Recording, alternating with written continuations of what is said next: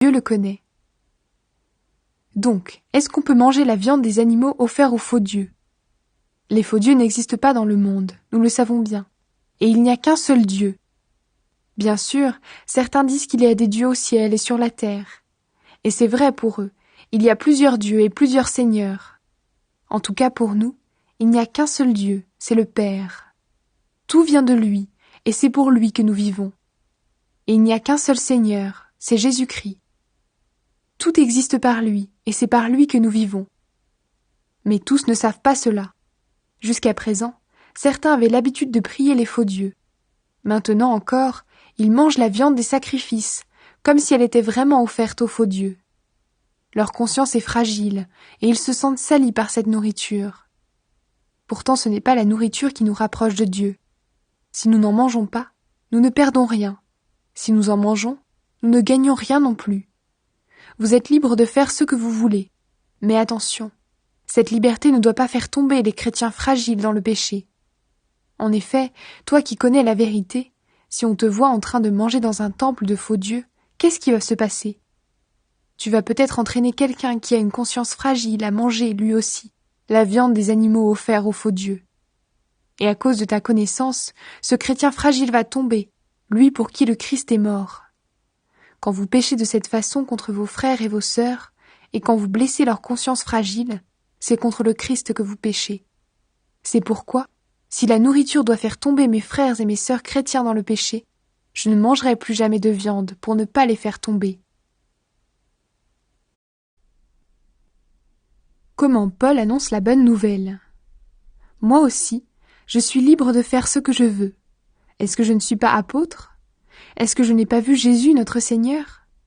Est-ce que vous n'êtes pas le résultat de mon travail au service du Seigneur? Si pour certains, je ne suis pas un apôtre, pour vous du moins, je le suis. Oui, vous êtes la preuve que j'ai bien fait mon travail d'apôtre au service du Seigneur. Voici ma réponse à ceux qui m'accusent. Est-ce que nous n'avons pas le droit de recevoir de la nourriture et de la boisson pour notre travail? Est-ce que nous n'avons pas le droit d'emmener avec nous une femme chrétienne? Les autres apôtres, les frères du Seigneur et Pierre font cela. Ou bien est-ce que Barnabas et moi, nous sommes les seuls qui devons gagner notre vie? Quand quelqu'un est dans l'armée, il ne paie pas pour faire son service militaire. Quand quelqu'un cultive un arbre, il mange ses fruits. Ou bien quand quelqu'un garde un troupeau, il boit le lait des bêtes. Est-ce que ces façons de faire sont seulement des coutumes humaines? Est-ce que la loi ne dit pas la même chose?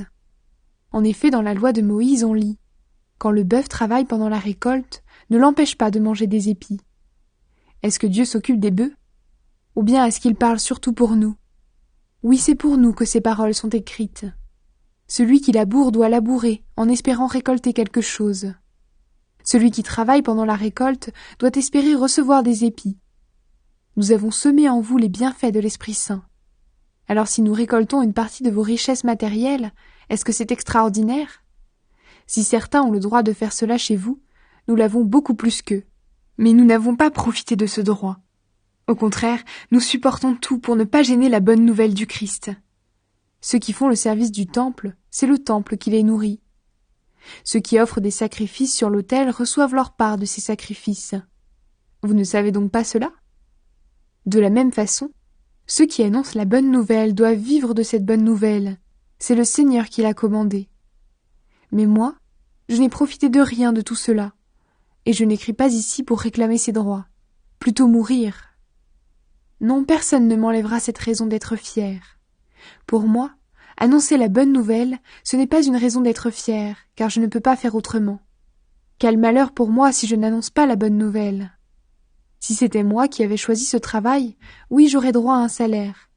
Mais comme je ne peux pas faire autrement, je fais simplement ce que je dois. Alors quel est mon salaire? C'est d'offrir la bonne nouvelle gratuitement.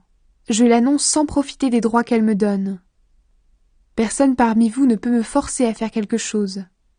Pourtant, j'ai voulu devenir le serviteur de tous, pour gagner le plus de gens possible. Avec les Juifs, je vis comme un Juif, pour gagner les Juifs. Avec ceux qui obéissent à la loi de Moïse, j'obéis à la loi, pour gagner ceux qui lui obéissent. Pourtant, je ne suis pas obligé d'obéir à cette loi. Avec ceux qui ne connaissent pas la loi de Moïse, je vis comme si je n'avais pas cette loi, pour gagner ceux qui ne la connaissent pas. Pourtant j'ai la loi de Dieu, puisque j'obéis à la loi du Christ. Avec les chrétiens fragiles, je vis comme si j'étais fragile, pour gagner ceux qui sont fragiles. Je me donne entièrement à tous, pour en sauver sûrement quelques-uns. Et tout cela, je le fais à cause de la bonne nouvelle, pour participer à ses richesses. L'entraînement des coureurs. Au stade, tous les coureurs font la course, mais un seul gagne le prix. Vous ne savez donc pas cela? Alors courez pour gagner le prix. Tous les sportifs s'entraînent en se privant de beaucoup de choses. Eux, ils le font pour gagner une récompense qui ne dure pas. Nous, c'est pour une récompense qui dure. C'est pourquoi moi je cours, mais pas au hasard. Je suis comme un boxeur, mais je ne donne pas de coups dans le vide. Je traite mon corps durement. J'en suis totalement maître. Sinon, moi qui ai annoncé le message aux autres, je risque ensuite d'être éliminé. L'exemple du peuple d'Israël au désert. Frères et sœurs chrétiens, je veux vous rappeler ce qui est arrivé à nos ancêtres. Ils ont tous été protégés par le nuage. Ils ont tous traversé la mer Rouge. Ils ont tous été baptisés dans le nuage et dans la mer en étant unis à Moïse. Ils ont tous mangé la même nourriture spirituelle et ils ont bu la même boisson spirituelle. En effet, ils ont bu à un rocher spirituel qui les suivait. Et ce rocher, c'était le Christ. Pourtant, parmi eux, presque personne n'a plu à Dieu. C'est pourquoi ils sont morts dans le désert. Ces choses-là sont arrivées pour nous servir d'exemple. Alors nous n'aurons pas envie de faire le mal comme nos ancêtres. N'adorez pas les faux dieux comme certains parmi eux l'ont fait. Les livres saints racontent cela. Le peuple s'est assis pour manger et pour boire. Ensuite, les gens se sont mis debout pour s'amuser. N'ayons pas une vie immorale en agissant comme certains d'entre eux l'ont fait. Et 23 000 sont morts en un seul jour. Ne provoquons pas le Seigneur comme certains parmi eux l'ont fait, et des serpents les ont fait mourir. Enfin, ne nous plaignons pas comme certains parmi eux l'ont fait, et l'ange de la mort les a détruits. Ces choses-là sont arrivées à nos ancêtres pour nous servir d'exemple. On les a écrites pour nous avertir, nous qui sommes bientôt arrivés à la fin des temps. C'est pourquoi celui qui se croit solide doit faire attention à ne pas tomber. Toutes les tentations que vous avez rencontrées étaient normales pour des hommes et des femmes. Dieu est fidèle, et il ne permettra pas que vous soyez tentés au-dessus de vos forces. Quand vous serez tentés, Dieu vous donnera la force de le supporter et le moyen d'en sortir. Les Corinthiens ne doivent pas aller aux cérémonies en l'honneur des faux dieux. C'est pourquoi, mes amis très chers, n'allez pas aux cérémonies en l'honneur des faux dieux. Je vous parle comme à des personnes sages. Jugez vous-même ce que je dis. Nous remercions Dieu pour la coupe de bénédiction. Quand nous la buvons, est-ce que nous n'entrons pas en communion avec le sang du Christ?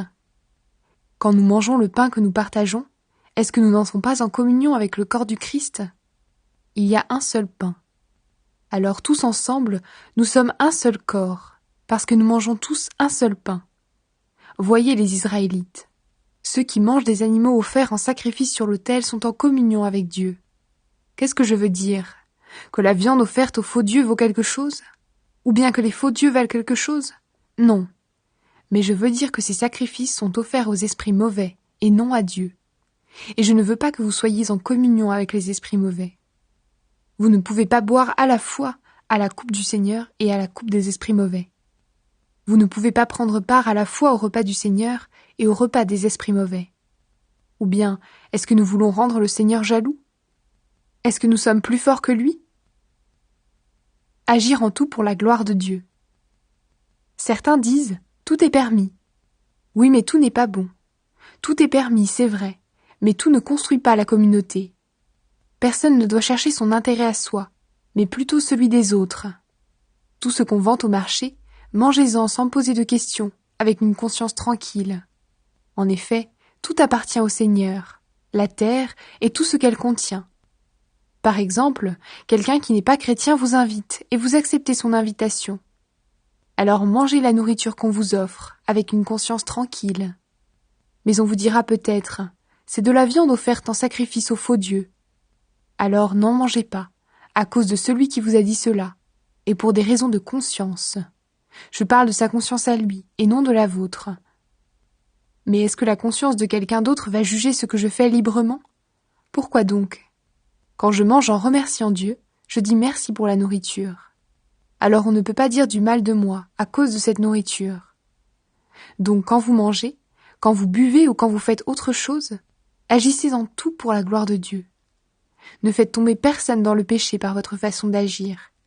Ni les Juifs, ni ceux qui ne sont pas Juifs, ni l'Église de Dieu. Faites comme moi. J'essaie de plaire à tous dans toutes mes actions. Je ne cherche pas mon intérêt. Je cherche l'intérêt de tous pour qu'ils soient sauvés.